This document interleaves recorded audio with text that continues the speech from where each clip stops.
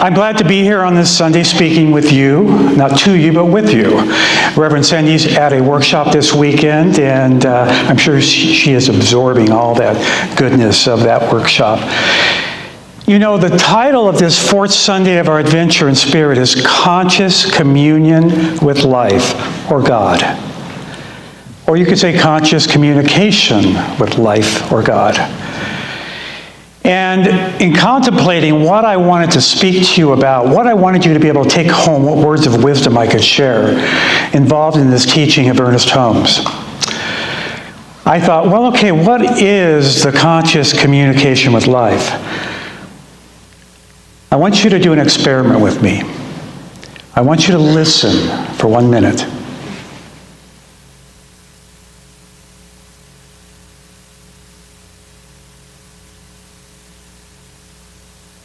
Do you hear the quiet?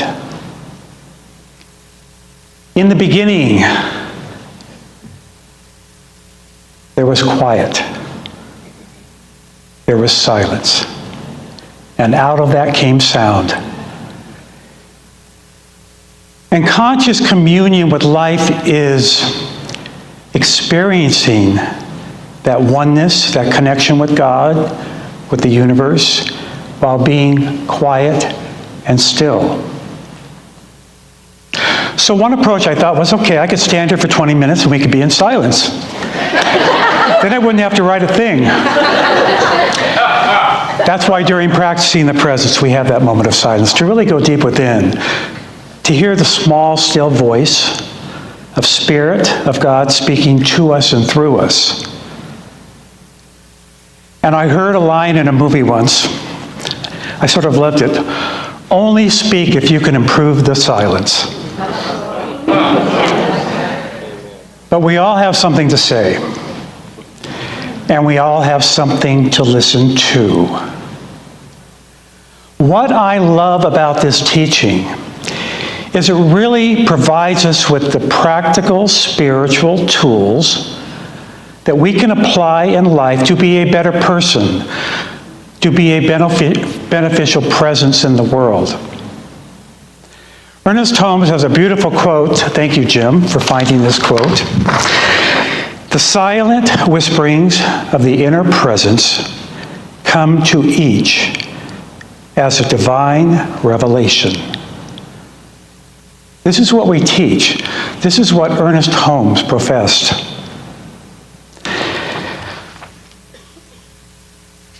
As I was mentioning, what I really love about the teaching is how we can apply it, use the tools to apply in our life. I've been in this teaching, Reverend Sandy and myself have been in this teaching for almost 40 years. And when we walked into what was then called a religious science church, and let me just, a little side note, religious science brings religion and science together. As there are scientific laws, there are religious principles or spiritual principles. And they both work in conjunction with each other. And I'll get more into that in a minute. But when we walked into our first religious science church in 1980, which was in Redondo Beach, that church was huge. Dr. Frank Richelieu was quite well known in the movement then. He had over 2,000 members in his congregation. And they have a beautiful facility. If you're ever down that way, I invite you to attend one of their services. And we walked in there, and like many of you have spoken about throughout the years, we felt like we were home. We heard the first message, and it was like, wow, this is how I already live my life. But there was more. There was a organized religion that professed this. So we fell in love with the teachings, and we attended them. We had two very little children at that time. We attended as much as possible. The main drawback was the parking. They could not find enough places for all the congregants to park. But that teaching so solidified what we already believed, and it gave us a further foundation to research more about how we can live this thing called life. And Ernest Holmes, as I mentioned just a minute ago, religious science combines spiritual principles and it also talks about scientific principles. Let me give you an example. The law of gravity. If we throw something up into the air, we don't doubt it's going to come down. We just accept that as a fact. So are the spiritual principles. As we put a thought out there, that thought has energy, and that thought will create something coming back to us. Now that's a little harder concept to grasp, especially when you're new in this teaching, but it works. However, it only works at the level at which we believe it will work. That's where the discipline on our part comes in. We have several tools we can use to achieve that consciousness, that communion with life, to really experience the fullness of this teaching. But it takes practice, it takes using the tools we provide, and I'm going to talk about, I don't want to say 3 tools, because if I only cover 2, you'll say, well, he forgot one. Or if I say 4 tools, well, he only did 3. So I'll do a few tools that we will cover. That way I'm not tied down to a particular number.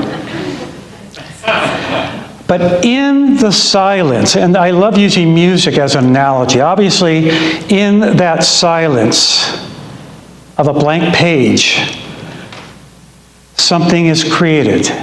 It's the space between the notes that create the music. Within us, it's the quietness between our thoughts that creates something going on deeper.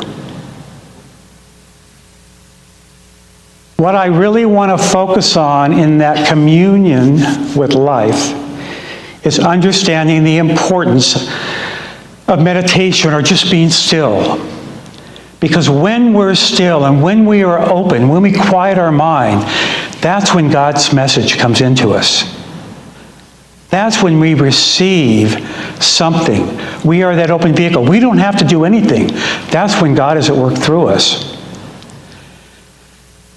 I want to share an experience I had way before I was in this teaching. When I was 20 years old, I had 2 years of college, and I was going to major in music, and I thought to myself, wait a minute, all right, I'm going to major in music. I don't plan to teach. I said, I want to start a band. Of course I do. 20 years old. Okay, so what I did was, okay, let's see, how do I go about that? Let me see, I'll put an ad in the newspaper. This is way before computers. An ad in the newspaper advertising for musicians to create a band. I did that. I had several auditions. So I chose, it was a 5-person band, I chose the 5 people. I had a little duplex in Torrance, which I went to a drapery store and asked them if I could have all their samples of their heavy panels. And I had one bedroom that I totally covered the walls with these drapes to soundproof it. And I had a grand piano in there and enough room to rehearse. So we started rehearsing. Now, I could not work at this point in time. This was 1972. All clubs, lounges, venues had live music. So there were a plethora of jobs available. So I knew I couldn't start working in a bar until I was 21. So I started rehearsing with these 4 other people before my 21st birthday. Once my 21st birthday hit, we went around to some clubs, worked in a couple of dives for a percentage of the bar. But one night, an agent from Los Angeles came in, and he said, "What are you guys doing playing here?" I said, "Well, you know." He goes, "I would love to represent you and work with you." Long story short, he worked with us, got us this amazing gig, 6 nights a week up in LA, next to the Forum. And is it still called the Forum? Okay, next to the Forum. And we worked there for 2 years, 6 nights a week. It was an amazing job. It was from 9 p.m. to 2 a.m., but it was an amazing job. it allowed me to get one of my dreams fulfilled, which was to have an apartment on the Esplanade in Redondo Beach.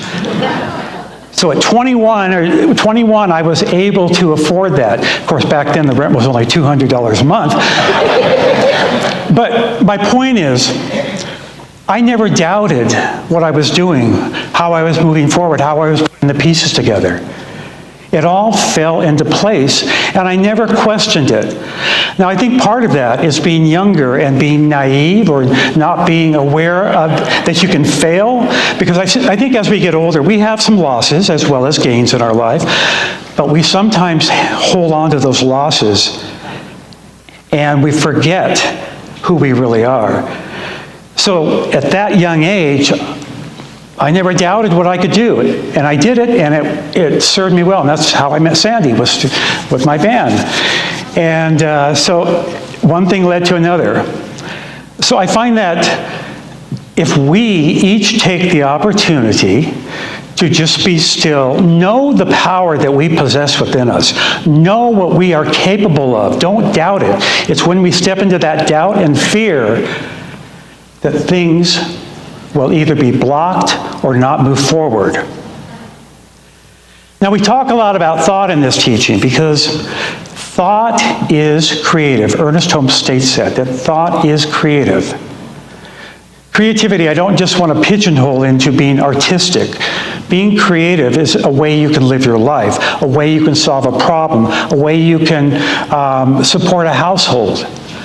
There are many ways to be creative. But creative thought, which is the title of the magazine we carry, the Science of Mind magazine, it's very important to understand that thought is creative. When there's a thought coming to us in the silence, it's a creative idea from God. And how many times do we follow that or dismiss it? So we have to learn to trust what we are hearing, what's coming into our experience. It's very important to embrace that. That's how we move forward on the path. That's how we live life, one step at a time. Let the creative idea come into you, and then co-create with God to make it happen. And trust in the process. Like the Bible says, it is done to us as we believe. And that's the important part. We can give lip service to God all day long, but unless we really believe it at a deep level and in our heart, it's not going to come true. So we have to really delve deep and find out, is there any block in me that's caused me not to believe that? So how do I get to that point where I totally trust in life? We can call it faith. Faith is common through all religions. And it's with that faith that we trust in the process. There's a great quote, another quote by Ernest Holmes that I love that says, "Your thoughts are tools that you use in affirming the creative power into your experience."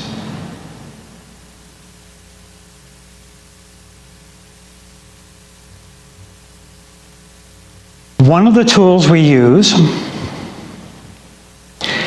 and sometimes I feel like this term gets misrepresented, positive affirmation. It sounds trite, but it's not. When we speak a positive affirmation, we are committing to ourselves what that affirmation is saying that it's true in our lives. And again, it's at the level we believe it. We have to get to that deep level.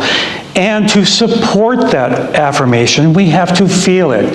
Feeling is a very important aspect of creating. We can't just say the words. We can't be rote about it.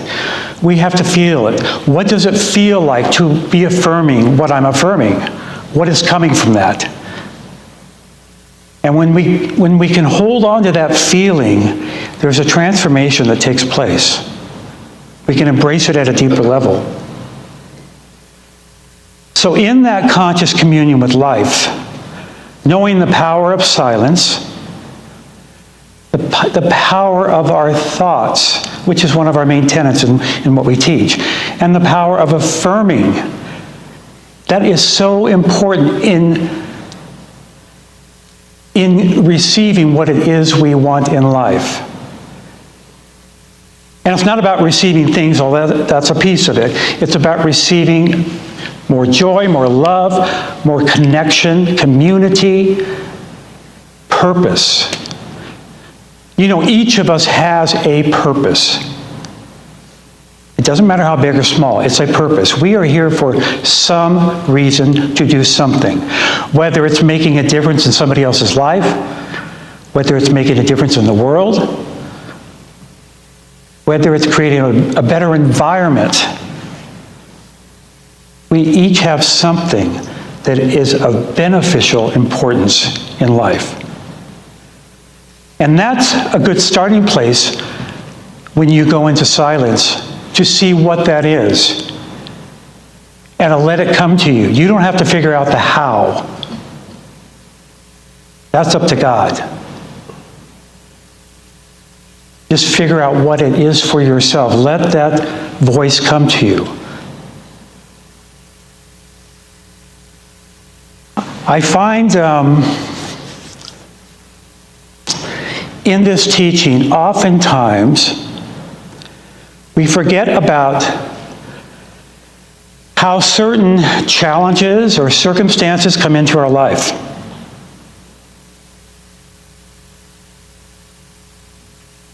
We don't always have choice about what we bring into our lives, but we do have choice how we experience it. That is the difference. That's where we have free will. Circumstances will come into our life that we have no control over, but we have control over how we feel about it and how we want to move through it, how we want to grow from it, what we want to do with it, and why it is in our life. That's something I invite each of you to look very closely at when something negative comes your way. Michael Schmulin, I love what you shared. I know in depth, Michael was in my foundations class and now is in practitioner class. And I know the story of what he dealt with, what he didn't share, and I hope it's a very positive thing. He knew when he was attacked, he knew in that moment he had to forgive because he would not heal unless he was being forgiving. What a brilliant spiritual thing to do in that moment. So I honor you. That was amazing. So he's a great representative of a soul who's not going to listen to something contrary to what he believes within himself. I think that's a great testament what we can each do.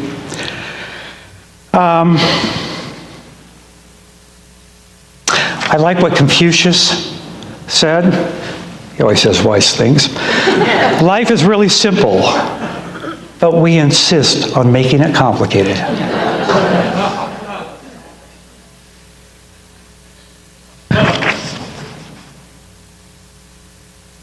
There's one thing that I was fortunate to grow up in a household where there was no religious influence.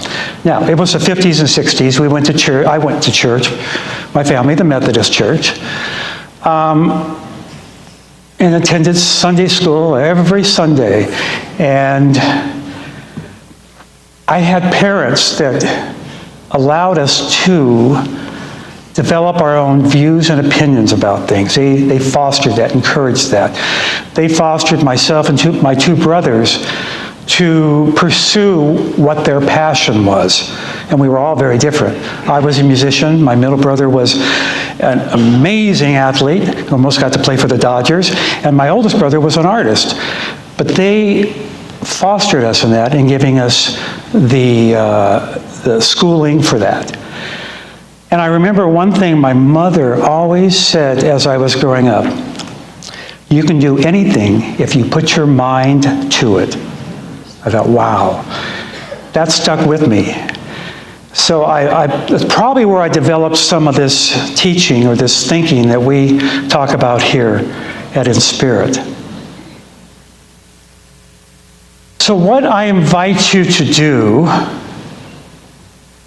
today and every day is take the power of silence where creation takes place. Take the power of thought and how you can use that. And use positive affirmation. Believe it at a deep level and feel it at an even deeper level. I guarantee you, once you accomplish that, you will feel your life making a huge transformation.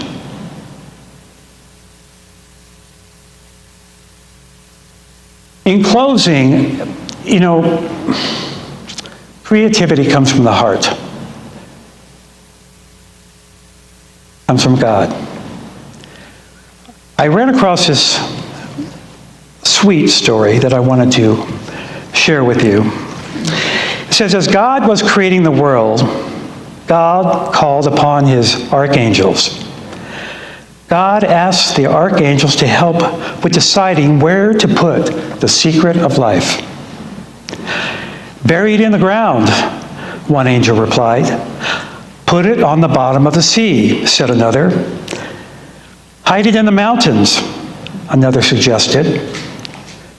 God replied, if I see to do any of those, only a few will find the secret of life. The secret of life must be accessible to everyone. One angel replied, I know.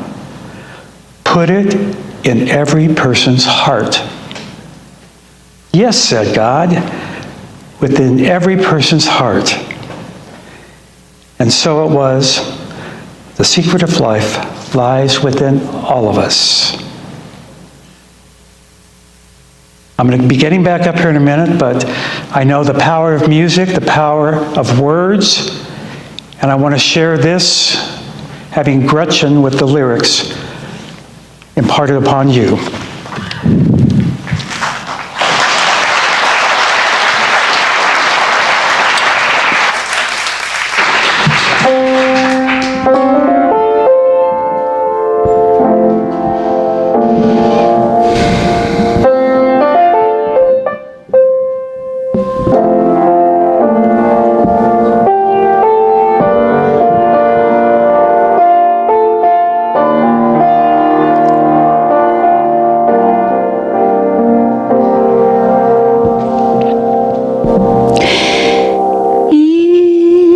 Isn't it amazing how precious time flies, not realizing how precious till time to say goodbye. There are steps in our lives that cause us to grow. When one step is over, then it's time to move on.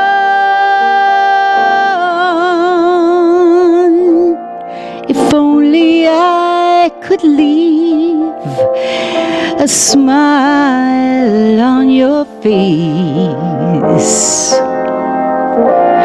a song in your heart, and a little of God's grace. In a matter of time, you'll forget that I'm gone, but you'll always remember the song.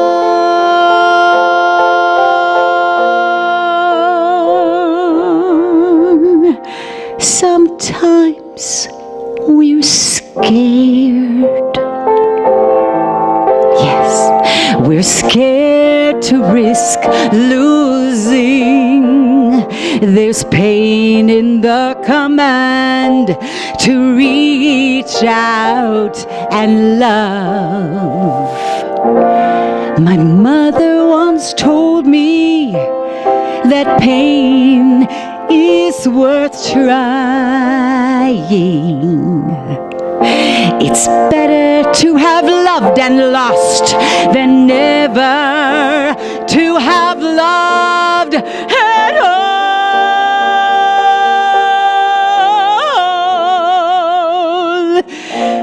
If only I can leave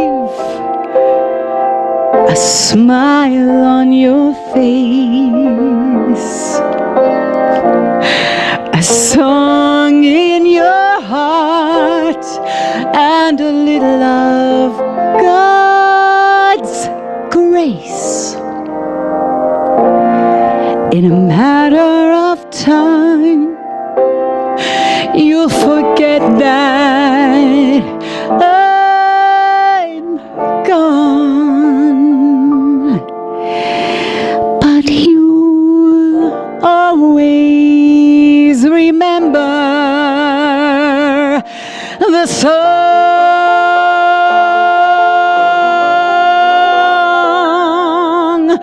You'll always remember the song.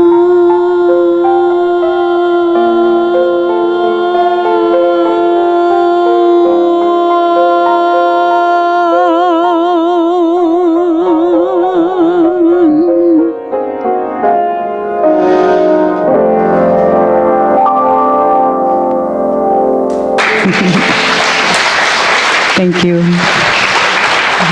Thank you, Gretchen.